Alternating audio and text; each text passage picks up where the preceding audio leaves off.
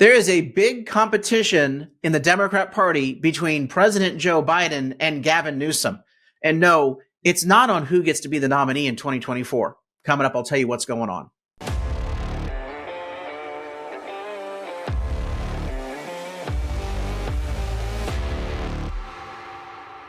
I'm Carl DeMaio, chairman of Reform California, and there's been no secret, and I've said this on this podcast since April of 2022, almost 2 years ago, that Gavin Newsom is running for president. There is no doubt in my mind he wants to be the nominee in 2024, and all the signals are pointing to him being groomed by a variety of very powerful Democrat power barons, the insiders, the high-tech executives and billionaires, including a lot of prominent Democrat politicians, including his aunt Nancy Pelosi. He's being groomed to be the anointed nominee in 2024. And that's why he's been running the shadow campaign for the last 2 years. See, Joe Biden is being shown the door. He's being pushed off the stage.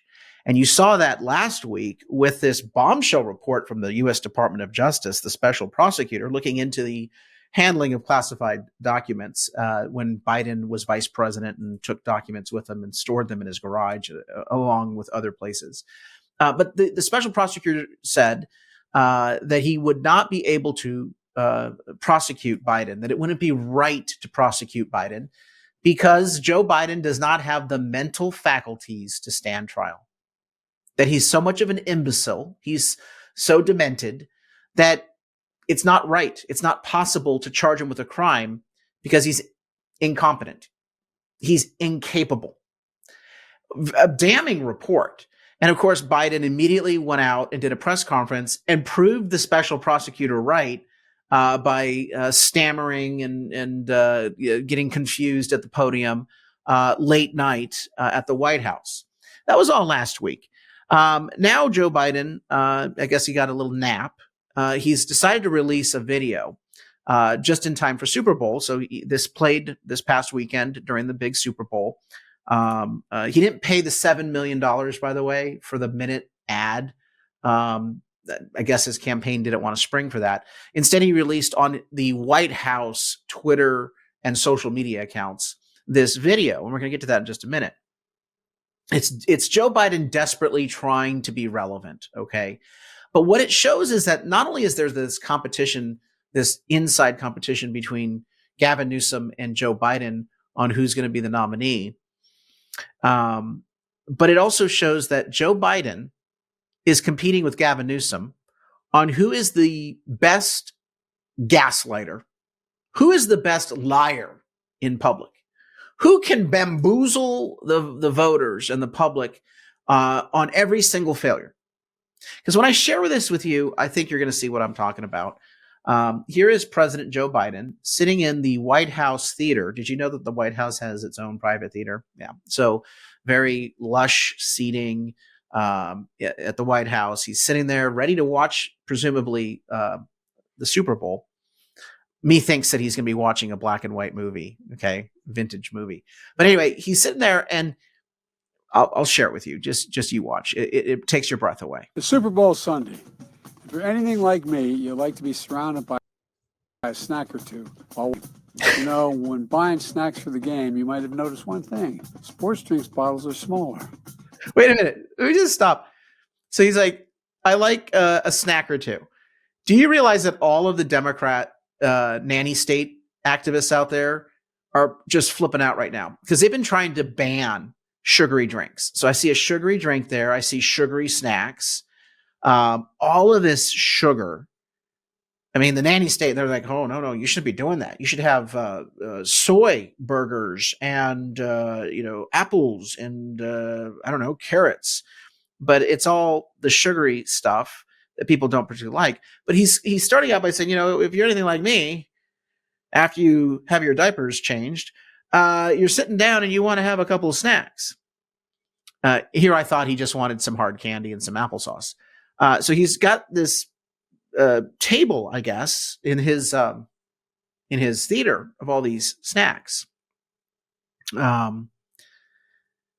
But he's complaining about how the snack sizes are smaller.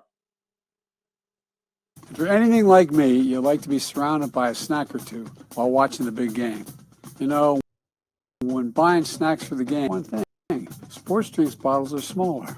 A bag of chips has fewer chips, but they're still charging you just as much. And as an ice cream lover, what makes me the most angry is that ice cream cartons have actually shrunk in size, but not in price. I've had enough of what they call shrinkflation. Oh, shrinkflation. Well, who caused inflation, Mr. Biden? I mean, again, here's a politician complaining about his failure, but trying to shift the blame. We all know where the inflation came from in this country. When COVID hit, inflation was 2%, which was what the Federal Reserve target was. And our growth rate was pretty solid. Our economy was good. But the politicians, and I will blame both parties, but again, it's the Democrats that really were pushing for the excess. The Republican rhino establishment uniparty just went along with it, which is partly the problem. But you got Biden and all of his Democrats pushing for these bailouts and these stimulus packages that resulted in a massive inflation crisis in this country that we are still dealing with. So this SOB has the audacity to stand there and say, well, golly, the price of food has gone up and they've made things smaller. Well, they're making things smaller because it's a choice of either less and or raising prices caused by your hyperinflationary economic failure. But he's trying to blame the companies. Again, I don't like these companies, making smaller packages and raising prices. But the reality is this: they have no choice. They realize inflation has gone sky high because of what the politicians have done. They're going to go bankrupt if they're not covering their costs. And they're trying to think about, well, how do we make things smaller? Well, trying to keep prices the same or raise prices less because we made things smaller. That's what the free market does when government fails. That's not the problem of the private sector. The problem is the conditions government created, the mess that government created. So this guy is sitting there trying to blame the free market for his failure. It's a ripoff. Some companies are trying to pull a fast one by shrinking the products. Oh, some companies are trying to pull a fast one, but I'm not trying to pull a fast one. No, not Joe Biden. For God's sakes, it is obvious to all of us who have some understanding of economics, but sadly, maybe a lot of Americans think, oh, Joe Biden's going to bat for me because, those packages are smaller. We're getting screwed. Not by the companies. You're getting screwed by your politicians. Little by little and hoping you won't notice. Give me a break. Give us a break. The American public is tired of being played for suckers. Oh, my God. You are playing them for suckers. Again, the reason why I bring this up is it's absolutely carbon copy right out of Gavin Newsom's playbook.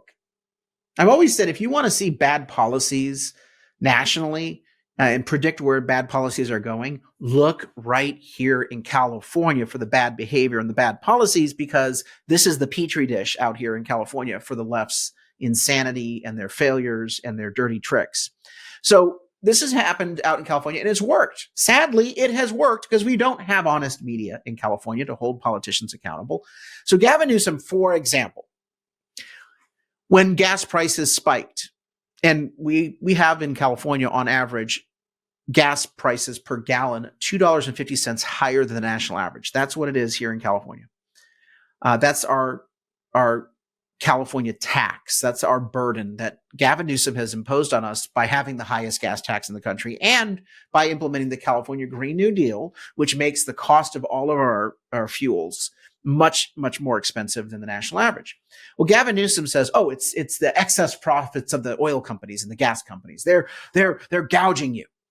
When in fact, it's the politicians that have price gouged us and hurt us with their bad policies. But the media let Newsom get away with that scam. He allowed, to quote Joe Biden, they allowed Gavin Newsom to play the public for suckers. And so Biden's like, oh gosh, this guy Newsom seems to have the Midas touch because everyone's saying they're going to replace me with him. So I might as well take his page and just say, oh my goodness, inflation. Oh, these terrible companies shrinking the packages and still charging the same or more. Boy, I hope they don't play us for suckers. It's just insane. It's embarrassing. It is dishonest, and it needs to be called out. Where are the Republicans calling out this absurd video? Mock-worthy video. I'm calling on companies to put a stop to this. I'm calling on companies to put a stop to this. That's what Gavin Newsom said. I'm calling on oil and gas companies to not price gouge. Let's make sure businesses do the right thing now. Oh, God. Just insane. Let me give you an example of inflation. Gavin Newsom's administration is trying to ban natural gas. Now, the reason why this is a perfect segue is that the cost of energy is exponentially higher than it was during the Trump administration because you have Democrats trying to implement the Green New Deal, or as I call it, the greedy New Deal. And we've got that Green New Deal already implemented fully in the state of California, and we are paying the price for that. But one of the things that Biden wants to do is ban natural gas appliances. And the natural gas appliance ban would mean that you would have to pay for retrofits of your home. You would have electric stoves. It's not just less convenient, because I know that a lot of people like gas stoves. I like gas stoves. Your gas water heater is much more efficient than an electric water heater, particularly if you got kids in your home and you have a lot of people using the hot water in the morning. Yeah, you don't want the electric heater for your water. You want the gas heater to fire up. The gas furnace, gas fireplaces. So anything with natural gas. Biden, Newsom, Democrats, they see that as part of their climate change agenda. They want to get rid of those natural gas appliances, cut off the natural gas supplies, which means that you're going to buy electricity. And electricity is going to be more expensive because it's going to be more scarce, because you're taking all these appliances that used to be natural gas powered and you're having them be electric powered. And by the way, when you use natural gas in the home, the actual fire in the home, it is very cost efficient and it's very environmentally conscious, because you're recouping about 98% of the value of natural gas by using natural gas as an energy source closest to where it's being used. If you decide to use natural gas peaker plants to generate electricity to power an electric stove, whereas usually previously you had the gas come and you had your flame on your stove, you're losing about a third of the electricity to 45% of the electricity lost to transport it into your home. This is insane. Environmentalism used to be waste not, want not. So you're paying more for the electricity, you're getting less value from the energy source, and you're not having as convenient a lifestyle because you're using electric. Now, that's just on the energy side. Now let's talk about the transition side. In order to do all electric appliances and ban natural gas, it means that you at home will have to buy all new appliances, a new stove, a new water heater, a new furnace. You're going to have to rewire your home in certain places, because a lot of these appliances that are electric will have to use a bigger outlets. It might even impact your electric box, circuit breakers. And so you're not going to be able to buy the appliances. The supply chain will be disrupted, and you're going to have a very expensive retrofit cost. The National Association of Home Builders in 2021 estimated that the cost per household to retrofit for electric appliances would be about $30,000, $28,000 and change. That was in 2021, before Biden's inflation really sucker punched us. Today, it's probably going to be $35,000 to $40,000 for a retrofit. Insane. That's per homeowner. We can't afford this. And yet this SOB is sitting here grandstanding on the issue of, oh, prices are going up and packaging is being shrunk. Oh my goodness, it's their fault and I better go after them. Then they're playing you for suckers. When in fact, this is the arsonist firefighter. He sets the fire. He creates the problem, and then he pretends to be the savior, the hero, the firefighter. No, we got to expose the scam. And look, I don't even expect him to be the nominee at all of the Democrat Party. After last week, it's just more evidence. They are going to box them in on the Democrat side. They're going to replace them. They're going to release the Democrat delegates to the Democrat convention, which means at an open convention, the insiders get to anoint who gets to be the nominee, not the voters. For all you Democrat voters out there, the joke's on you. You didn't even have a chance to vet candidates. No. All of Biden's delegates, which are all these party donors and insiders, they will be at the convention. They will be released by the Biden campaign. They will have no, requirement to vote for Biden. He will be moved to the side, and then boom, you'll get a Gavin Newsom anointing process. Mark my words. And look, Newsom does the gaslighting. Biden's trying to show that he's also a gaslighter. We've got a dishonest media that won't hold these people accountable, which means it's up to you and me to create the movement, to expose the lie, and to engage voters and show them that there are better policies that will help their lot. Check out our website, reformcalifornia.org, reformcalifornia.org. This March primary is so important. I'm running for California State Legislature. I need your help to get up to Sacramento. I also want to be that national voice to expose Gavin Newsom and his failures, because I predict he's going to be running for president, and I'd love to be one of his biggest critics, an attack dog. Put me in the game, coach. So go to that website, reformcalifornia.org, chip in a contribution. These are the top stories that we are following this day after Super Bowl. And until next time, Carl DeMaio, chairman of Reform California. Help us break through the censorship of the liberal media. Like this video, subscribe to this channel, and smash that notification button so you can stay up to date on all the developments in California news and politics. Also, please visit the website, reformcalifornia.org, for ongoing news coverage and to join one of our campaigns in the fight to take back our state. If you can, please sign up as a volunteer or chip in a contribution. This episode of Reform California with Carl DeMaio, paid for by Carl DeMaio for State Assembly 2024.